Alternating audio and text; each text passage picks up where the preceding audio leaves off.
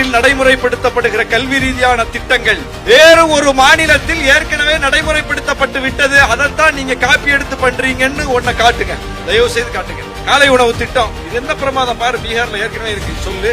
மதிய உணவு திட்டம் தமிழ்நாட்டில் நடைமுறைப்படுத்துவதற்கு முன்னாலேயே அந்த ஊர்ல இருக்கு சொல்லு. மாணவர்களுக்கு மாதம் 1000 ரூபாய் சொல்லு, மாணவிகளுக்கு மாதம் 1000 ரூபாய் சொல்லு. இலவச பஸ் பாஸ் சொல்லு, சைக்கிள் சொல்லு. என்னத்த சொல்லுவ? என்ன கொடுத்த படிப்பை கொடுப்பதற்கு?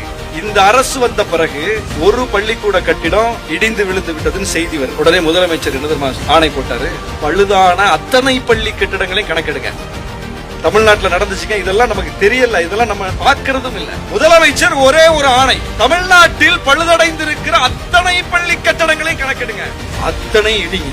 இடிச்சிட்டு ஒரே ஆணையில் அத்தனை பள்ளி கட்டடங்களை புதிதாக கட்டுங்க.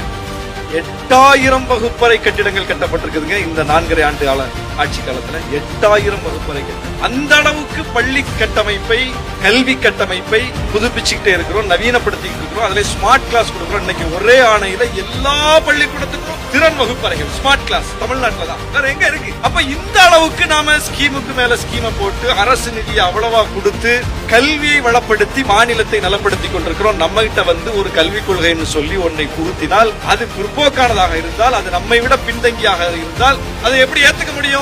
எனவே நாம் அதை நிராகரிக்கிறோம்.